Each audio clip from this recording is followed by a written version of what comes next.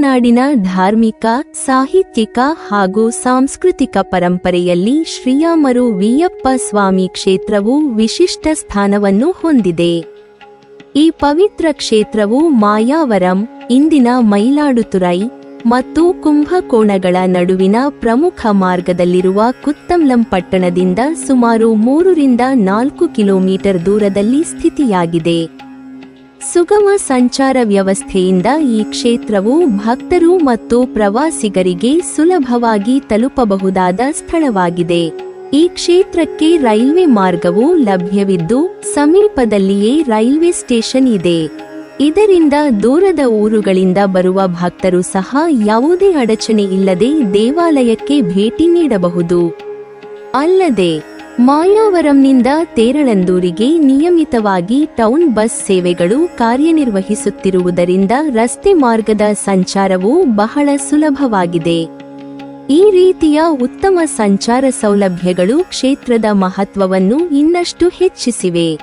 ಈ ಪವಿತ್ರ ಸ್ಥಳವು ಕೇವಲ ಧಾರ್ಮಿಕ ಮಹತ್ವಕ್ಕಷ್ಟೇ ಸೀಮಿತವಾಗದೆ ತಮಿಳು ಸಾಹಿತ್ಯ ಲೋಕದಲ್ಲಿಯೂ ಅತಿ ಮಹತ್ತರ ಸ್ಥಾನವನ್ನು ಪಡೆದಿದೆ. ಪ್ರಸಿದ್ಧ ತಮಿಳ್ ರಾಮಾಯಣದ ಕರ್ತೃಯಾದ ಮಹಾಕವಿ ಕಂಬ ನಾಟ್ಟಾರ್ ಕಂಬನ್ ಅವರ ಜನ್ಮಸ್ಥಳವೆಂದು ಈ ಕ್ಷೇತ್ರವನ್ನು ಪರಿಗಣಿಸಲಾಗುತ್ತದೆ.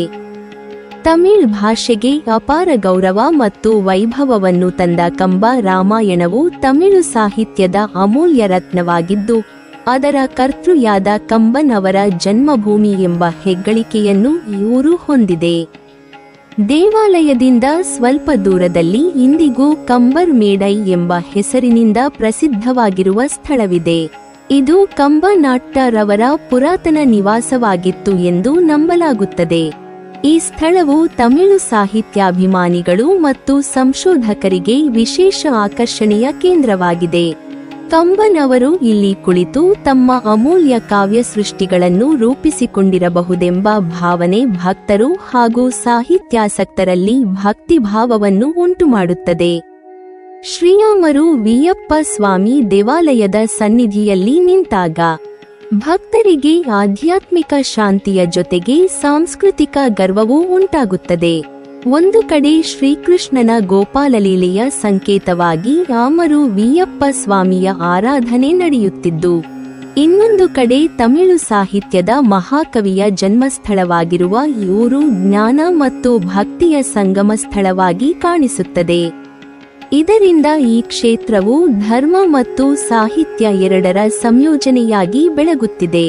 ಹೀಗಾಗಿ ಶ್ರೀಸಿಂಗಮಲವಲ್ಲಿ ಸಮೇತ ಶ್ರೀಯಾಮರು ವೀಯಪ್ಪ ಸ್ವಾಮಿ ಕ್ಷೇತ್ರವು ಕೇವಲ ಒಂದು ದೇವಾಲಯವಲ್ಲ, ಅದು ಭಕ್ತಿ, ಸಾಹಿತ್ಯ, ಇತಿಹಾಸ ಮತ್ತು ಸಂಸ್ಕೃತಿಯ ಜೀವಂತ ಕೇಂದ್ರವಾಗಿದೆ. ಈ ಪವಿತ್ರ ಕ್ಷೇತ್ರಕ್ಕೆ ಭೇಟಿ ನೀಡುವ ಪ್ರತಿಯೊಬ್ಬ ಭಕ್ತನಿಗೂ ಹಾಗೂ ಸಾಹಿತ್ಯಾಸಕ್ತನಿಗೂ ಆಧ್ಯಾತ್ಮಿಕ ಅನುಭವದ ಜೊತೆಗೆ ತಮಿಳು ಪರಂಪರೆಯ ಮಹತ್ವವನ್ನು ಅರಿಯುವ ಅವಕಾಶ ದೊರಕುತ್ತದೆ. ಈ ಕಾರಣದಿಂದಲೇ ತೇರಳಂದೂರ್ ಮತ್ತು ಅದರ ಸುತ್ತಮುತ್ತಲ ಪ್ರದೇಶವು ಶತಮಾನಗಳಿಂದಲೂ ಜನಮನದಲ್ಲಿ ವಿಶೇಷ ಸ್ಥಾನವನ್ನು ಹೊಂದಿಕೊಂಡಿದೆ. ಭಾರತೀಯ ಪೌರಾಣಿಕ ಪರಂಪರೆಯಲ್ಲಿ ರಾಜರು, ಋಷಿ ಮುನಿಗಳು ಮತ್ತು ದೇವತೆಗಳ ನಡುವಿನ ಸಂಬಂಧಗಳು ಅತ್ಯಂತ ಸೂಕ್ಷ್ಮ ಹಾಗೂ ಧರ್ಮನಿಷ್ಠವಾಗಿದ್ದವು. ಅಂತಹ ಪೌರಾಣಿಕ ಕಥೆಗಳಲ್ಲೊಂದು ಉಪರಿಶರವಸು ಎಂಬ ಮಹಾರಾಜನ ಕಥೆಯಾಗಿದೆ. ಈ ಕಥೆಯು ಧರ್ಮ, ಅಹಂಕಾರ ಮತ್ತು ಶಾಪದ ಪರಿಣಾಮಗಳನ್ನು ಸ್ಪಷ್ಟವಾಗಿ ಪ್ರತಿಬಿಂಬಿಸುತ್ತದೆ. ಉಪರಿಶರವಸು ಮಹಾರಾಜನು ಅತ್ಯಂತ ಶಕ್ತಿಶಾಲಿ ಮತ್ತು ಧಾರ್ಮಿಕ ರಾಜನಾಗಿದ್ದನು. ಅವನು ತನ್ನ ಜೀವನವನ್ನು ಧರ್ಮಪಾಲನೆಗೆ ಅರ್ಪಿಸಿದ್ದನು ಹಾಗೂ ಅನೇಕ ಯಾಗ ಯಜ್ಞಗಳನ್ನು ನೆರವೇರಿಸಿ ದೇವರುಗಳ ಕೃಪೆಗೆ ಪಾತ್ರನಾಗಿದ್ದನು.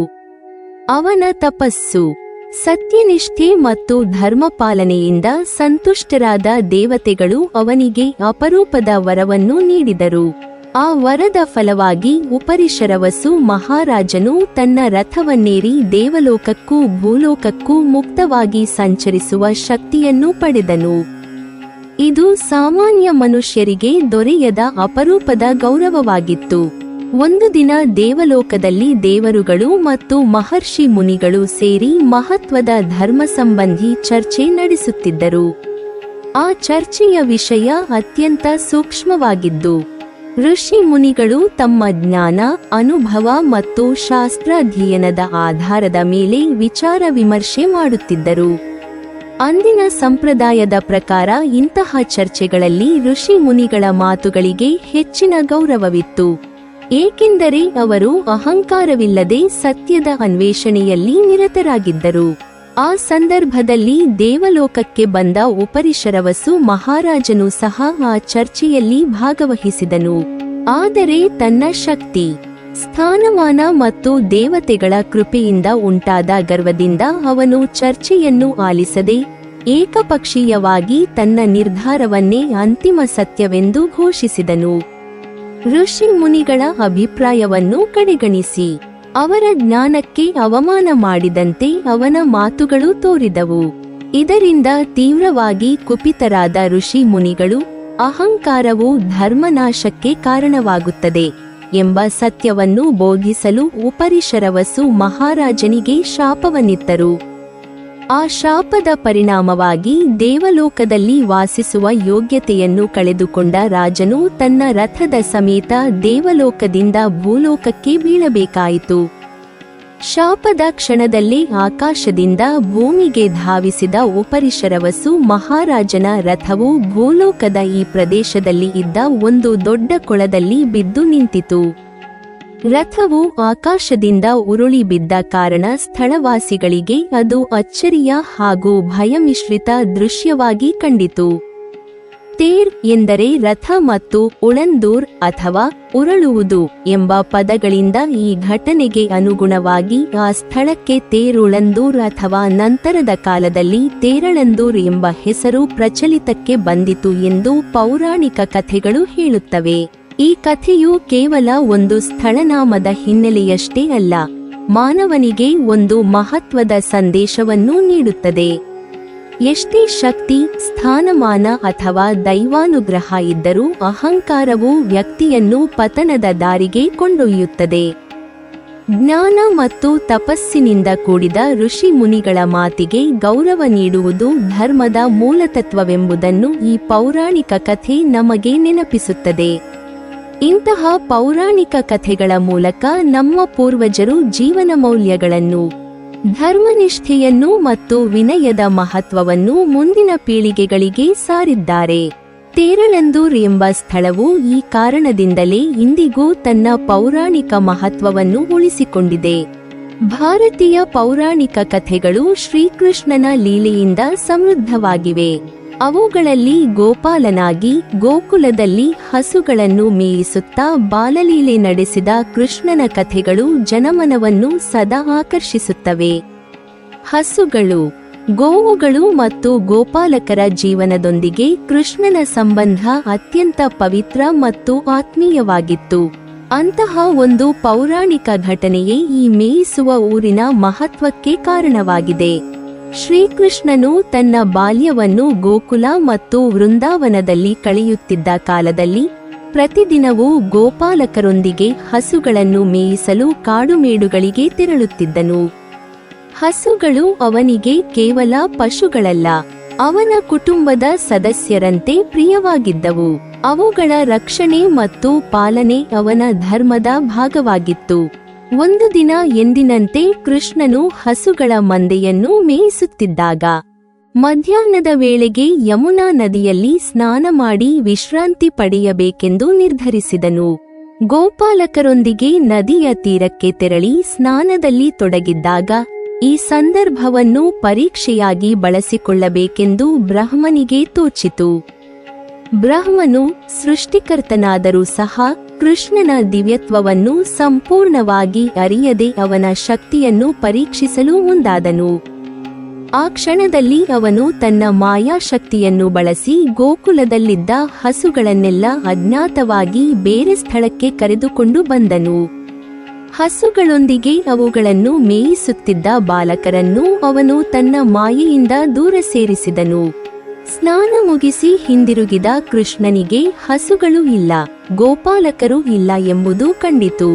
ಆದರೆ ಈ ಘಟನೆ ಕೃಷ್ಣನಿಗೆ ಅಚ್ಚರಿಯನ್ನಾಗಲಿ ಆತಂಕವನ್ನಾಗಲಿ ಉಂಟುಮಾಡಲಿಲ್ಲ.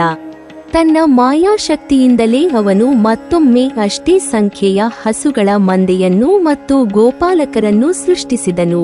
ಅವುಗಳು ನಿಜವಾದ ಹಸುಗಳಂತೆ, ನಿಜವಾದ ಬಾಲಕರಂತೆ ನಡೆದುಕೊಂಡವು. ಗೋಕುಲದಲ್ಲಿ ಯಾರಿಗೂ ಈ ಬದಲಾವಣೆ ಗೊತ್ತಾಗಲಿಲ್ಲ. ಹೀಗೆ ಒಂದು ದೀರ್ಘಕಾಲ ಕೃಷ್ಣನು ತನ್ನ ಲೀಲೆಯಿಂದ ಗೋಕುಲದ ಜೀವನವನ್ನು ಸುಗಮವಾಗಿ ನಡೆಸಿದನು. ಕಾಲಕ್ರಮೇಣ ಬ್ರಹ್ಮನಿಗೆ ತನ್ನ ತಪ್ಪಿನ ಅರಿವು ಉಂಟಾಯಿತು. ತಾನು ಪರೀಕ್ಷಿಸಿದವನು ಸಾಮಾನ್ಯ ಬಾಲಕನಲ್ಲ, ಸರ್ವಶಕ್ತನಾದ ಪರಮಾತ್ಮನೇ ಎಂಬ ಸತ್ಯ ಅವನಿಗೆ ತಿಳಿಯಿತು. ಆಗ ತಕ್ಷಣವೇ ಬ್ರಹ್ಮನು ಕೃಷ್ಣನ ಬಳಿಗೆ ಬಂದು ಅವನ ಪಾದಗಳಲ್ಲಿ ಬೀಳುತ್ತಾ ತನ್ನ ಅಹಂಕಾರಕ್ಕೆ ಕ್ಷಮೆಯಾಚಿಸಿದನು. ನಿನ್ನ ಮಾಯೆಯನ್ನು ಪರೀಕ್ಷಿಸಲು ಹೋಗಿ ನಾನು ಅಪರಾಧ ಮಾಡಿಕೊಂಡೆ. ನನ್ನ ಅಜ್ಞಾನವನ್ನು ಕ್ಷಮಿಸು ಎಂದು ವಿನಮ್ರತೆಯಿಂದ ಬೇಡಿಕೊಂಡನು. ಕೃಷ್ಣನು ಬ್ರಹ್ಮನ ವಿನಯವನ್ನು ನೋಡಿ ಅವನಿಗೆ ಅಭಯವನ್ನಿತ್ತನು. ಅಷ್ಟೇ ಅಲ್ಲದೆ ಬ್ರಹ್ಮನ ಹೃದಯದಲ್ಲಿದ್ದ ಒಂದು ಆಕಾಂಕ್ಷೆಯನ್ನು ಕೇಳಿದನು. ಬ್ರಹ್ಮನು, ನಿನ್ನ ಗೋಪಾಲಲೀಲೆಯ ಭಾಗವಾಗಿ ಇದೇ ಊರಿನಲ್ಲಿ ಹಸುಗಳ ಮಂದೆಯನ್ನು ಮೇಯಿಸಿಕೊಂಡು ಸೇವೆ ಸಲ್ಲಿಸುವ ಅವಕಾಶ ನನಗೆ ದೊರಕಲಿ ಎಂದು ಪ್ರಾರ್ಥಿಸಿದನು. ಸೃಷ್ಟಿಕರ್ತನಾದ ಬ್ರಹ್ಮನಿಗೆ ಸಹ ಗೋಪಾಲನ ಸೇವೆಯೇ ಮಹತ್ತಾದ ಭಾಗ್ಯವೆಂದು ಈ ಮಾತುಗಳು ಸೂಚಿಸುತ್ತವೆ. ಶ್ರೀಕೃಷ್ಣನು ಬ್ರಹ್ಮನ ಪ್ರಾರ್ಥನೆಯನ್ನು ಅಂಗೀಕರಿಸಿದನು. ಅವನು, ನೀನು ಹಸುಗಳನ್ನು ಮೇಯಿಸುವವನಾಗಿ ಇಲ್ಲಿ ವಿರಾಜಮಾನನಾಗಿರು ಎಂದು ಅನುಗ್ರಹಿಸಿದನು. ಆ ದಿನದಿಂದ ಬ್ರಹ್ಮನು ಆಮರು ವೀಯಪ್ಪನ್ ಎಂಬ ಹೆಸರಿನಿಂದ ಈ ಮೇಯಿಸುವ ಊರಿನಲ್ಲಿ ನೆಲೆಸಿದನೆಂದು ಪೌರಾಣಿಕ ಕಥೆಗಳು ಹೇಳುತ್ತವೆ.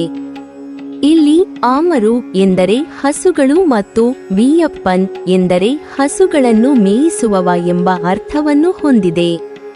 ಹೀಗಾಗಿ ಈ ಊರು ಗೋಪಾಲಲೀಲೆಯ ಸ್ಮರಣೆಯಾಗಿ, ಹಸುಗಳ ಸಂರಕ್ಷಣೆ ಮತ್ತು ಕೃಷ್ಣ ಭಕ್ತಿಯ ಸಂಕೇತವಾಗಿ ಪರಿಗಣಿಸಲ್ಪಟ್ಟಿತು.